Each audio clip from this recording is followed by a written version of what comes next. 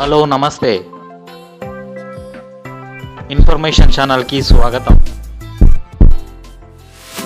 రాష్ట్ర వ్యాప్తంగా 5 లక్షల మంది యువతకు అక్టోబర్ 2 నాటికి ఉపాధి కల్పించేందుకు దశల వారీగా ప్రణాళిక రూపొందించినట్టు ఉప ముఖ్యమంత్రి వెల్లడించారు. జూన్ 2 నుంచి 9 వరకు మంజూరు పత్రాలు పంపిణీ చేస్తారని, జూన్ 15 తర్వాత యూనిట్ల గ్రౌండింగ్ ప్రారంభమవుతుందని తెలిపారు. సెక్రటేరియట్ లో పథకం అమలుపై సమీక్షించిన డిప్యూటీ సీఎం జూన్ 10 నుంచి 15 వరకు రాష్ట్ర వ్యాప్తంగా శిక్షణా కార్యక్రమాలు నిర్వహించాలని అధికారులను ఆదేశించారు. 8,000 కోట్ల రూపాయల వ్యయంతో రాష్ట్ర ఆవిర్భావ దినోత్సవం నాటి నుంచి గాంధీ జయంతి వరకు లక్ష్యంగా ఈ పథకం అమలవుతోంది. పథకంలో మొదటి విడతగా 1,00,000 రూపాయల లోపు యూనిట్లకు సబ్సిడీ ప్రొసీడింగ్స్ ఇవ్వనున్నారు. ఆపై దశల వారీగా 4 లక్షల వరకు ఉన్న యూనిట్లకు మంజూరులు జరుగుతాయని ప్రభుత్వ వర్గాలు తెలిపాయి. వాస్తవానికి అత్యధిక యువత 2 లక్షల నుంచి 4 లక్షల వరకు యూనిట్లకే దరఖాస్తులు చేశారు. ఇవి స్థిరమైన ఉపాధి అవకాశాలు కల్పిస్తాయని భావిస్తున్నారు. ప్రభుత్వం ఎంచుకున్న మోడల్ ప్రకారం నగర ప్రాంత యువతకు గిగ్ వర్క్, రూరల్ యువతకు మైక్రో బిజినెస్ అవకాశాలు ఇవ్వనుంది. రాజీవ్ యువ వికాసం ద్వారా